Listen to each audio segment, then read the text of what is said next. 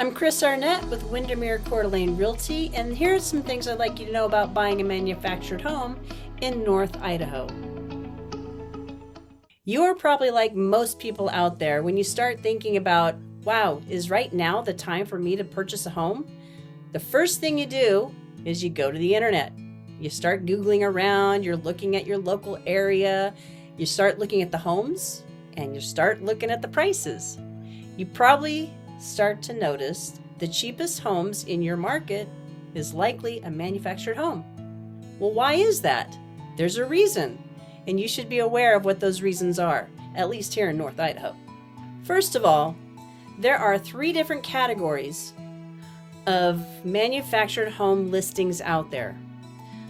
Category number 1 is when you're looking at a manufactured home and it's in a manufactured home park. That's number 1. Number 2 is a manufactured home that is sitting on real property, sitting on land, but it is not attached to the land as real property. The third category is a manufactured home on real property, on land, but it's attached to the land. What's the difference between those? Let's go into that. Okay, category number 1, manufactured home in a manufactured home park. First thing I want you to know is the definition of real estate. When you buy real estate, you are buying dirt. Now, if the dirt happens to have a house on top of it, you're buying dirt with an improvement on top. Keep that in mind, because when you buy a manufactured home in a manufactured home park, you are not buying the dirt. You're not buying the land.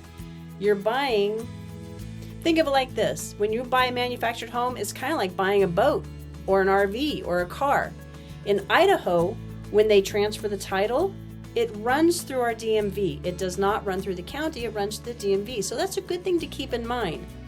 When you go this direction, you're likely going to have to pay lot rent to whoever it is who owns the land.